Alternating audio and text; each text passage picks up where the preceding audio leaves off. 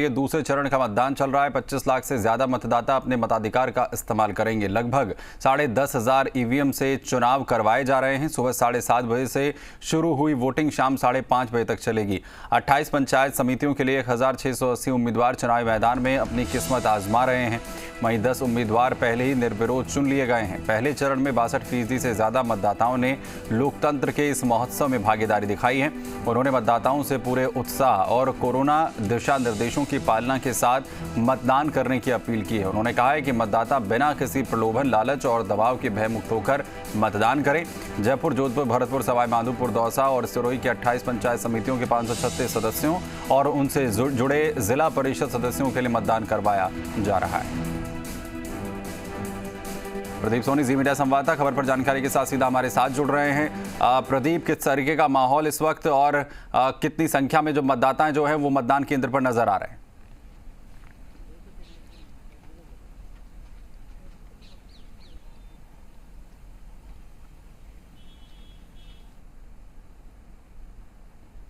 प्रदीप, सुन पा रहे हैं हमें?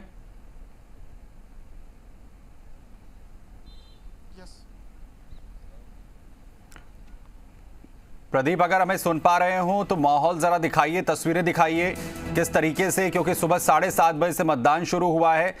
तकरीबन 1.5 घंटे का वक्त हो चुका है।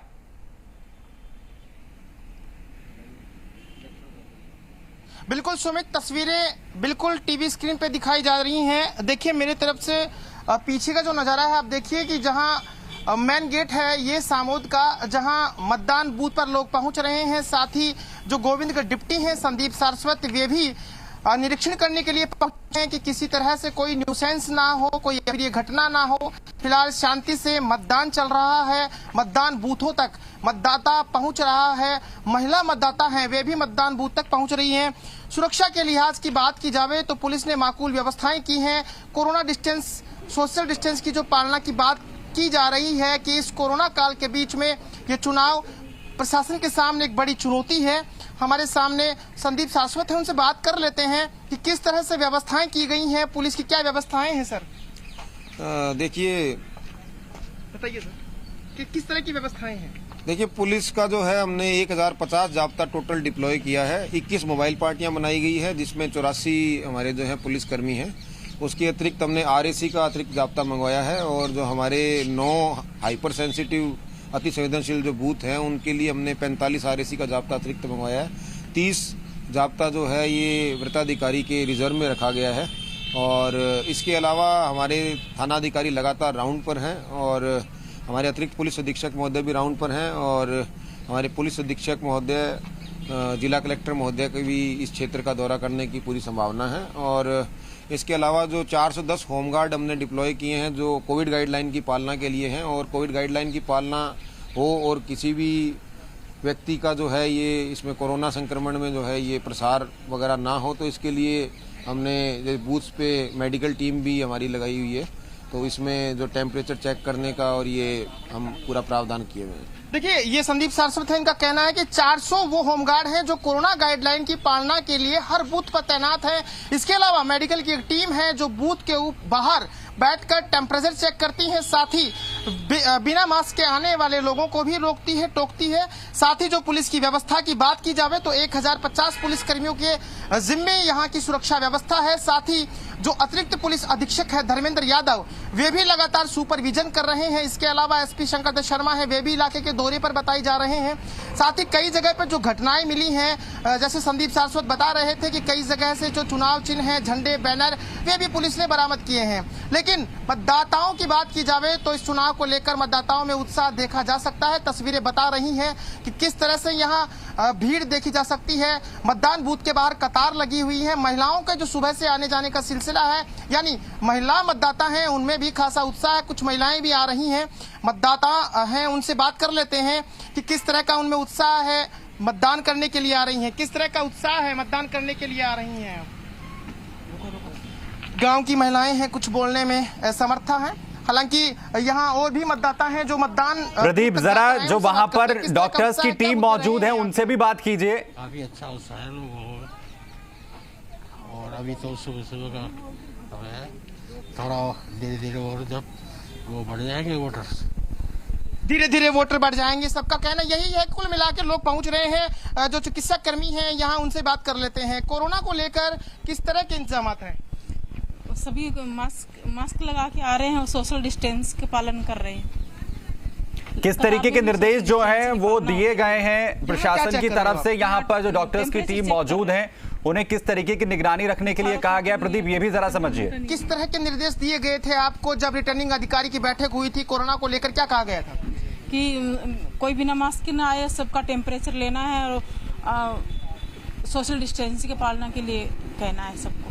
देखिए, टेम्परेचर लेना है और सबको मास्क लगाकर जाना है, किसी भी तरह से सोशल डिस्टेंस की अवहेलना ना हो, इस तरह के दिशा निर्देश इन चिकित्सा कर्मियों को दिए गए थे। अभी जिस तरह से सीओ बता रहे थे कि हर बूथ पर चिकित्सा कर्मियों की नियुक्ति की गई है, मुख्य दरवाजे के बाहर इनको बैठाया गया है, तो आने वाले और जाने वाले हर व्यक्ति को मास्क के लिए टोका प्रदीप, जा रहा है। अगर किसी का टेम्परेचर यहाँ पर हाई मिलता है, अगर कोई शख्स बीमार है, तो उसके लिए क्या व्यवस्थाएं जो है वो की गई हैं प्रशासन की तरफ से? क्या वो अपने मत का प्रयोग जो है मतदाता कर पाएगा? इसके बारे में किस तरीके के निर्देश दिए गए हैं?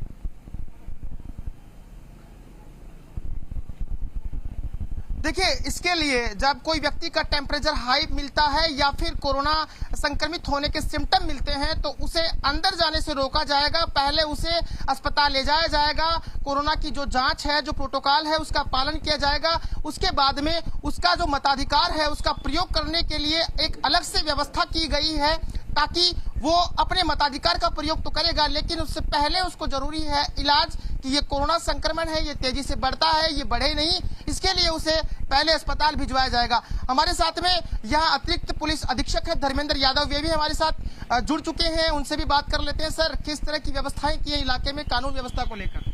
यहाँ जो गोविंदगढ़ पंचायत समिति में लगभग 1000 से भी ज़्यादा का जाब्ता डिप्लॉय किया है। हमारे टोटल 21 मोबाइल पार्टी इसके लिए लगाई हैं, 7 सुपरवाइजरी अधिकारी लगाए हैं।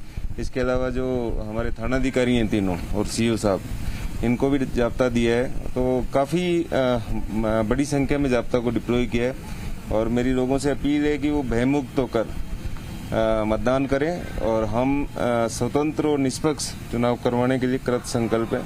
हमारी काफ़ी अच्छी तैयारी है, किसी तरह का कोई इश्यू नहीं है। भयमुक्त होकर मतदान बूथ तक पहुंचे। साथ ही सर, कई जगह कुछ घटनाएं ऐसी हैं कि कुछ झंडे बैनर कुछ जगह मिले हैं मतदान बूथ के आसपास।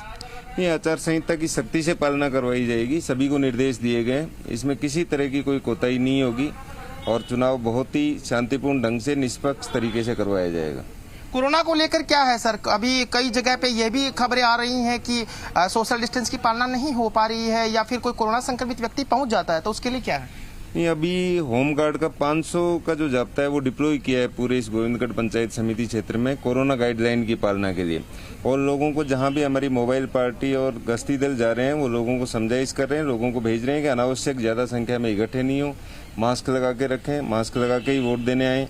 इसके अलावा मोबाइल को भी बाहर रखा गया है कि मोबाइल लेकर नहीं आए लोग, मोबाइल के साथ में प्रवेश नहीं दिया जा रहा है।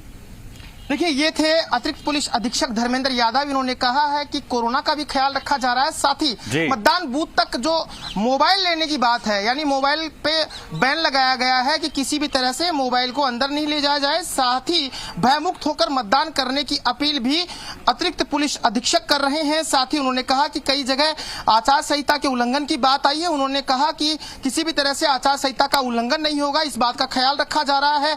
400 जो होमगार्ड लगाए गए हैं वे कोरोना गाइडलाइन की पालना के लिए लगाए गए हैं।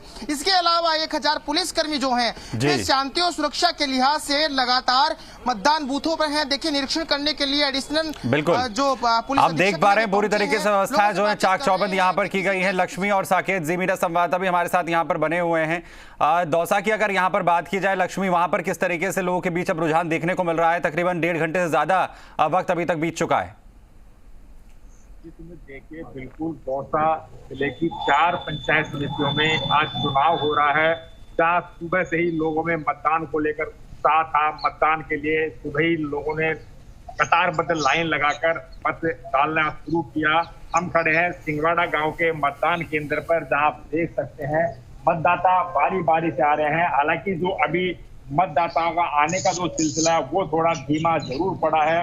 अब उम्मीद जताई जा रही है कि ये जो मतदाता जो पहुंचेंगे मतदान केंद्रों पर वो दोपहर तक बड़ी तादाद में यहाँ आएंगे। फिलहाल जो कोविड गाइडलाइन का मतदान केंद्रों पर विशेष ध्यान रखा जा रहा है। बिना मास्क के किसी को भी अंदर प्रवेश नहीं दिया जा रहा है। साथ ही सोशल डिस्टेंसिंग की पालना का भी विशेष ख्याल रखा जा रहा है। कोरोना एक बड़ी महामारी है, लिहाजा चुनाव है, भीड़ होती है, लेकिन इस भीड़ को रोकने के लिए और जो गाइडलाइन है कोविड की पालना के लिए होमगार्ड के जवान यहाँ तैनात किए गए हैं। होमगार्ड के जवान लगातार कोविड गाइडलाइन की पालना करवा रहे हैं। साथ ही जो मतदान की प्रक्रिया वो लगातार जारी है। दौसा जिले की 4 पंचायत समितियों के 76 सदस्यों के लिए ये मतदान की प्रक्रिया है वो यहाँ पे जारी है।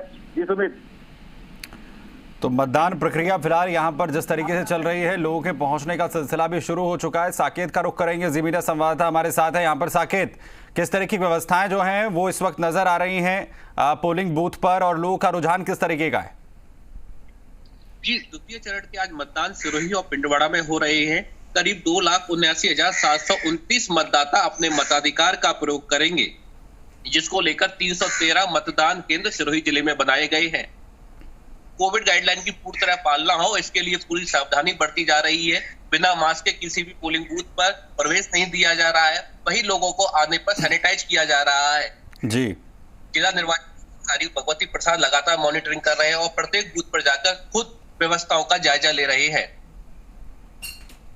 साकेत, ये भी बताइए क्या कुछ मुद्दे इस बार के महत्वपूर्ण हैं सिरोही में, और क्या कुछ जो है लोगों के जहन में है जब अपना मत का प्रयोग करने के लिए पहुंच रहे हैं?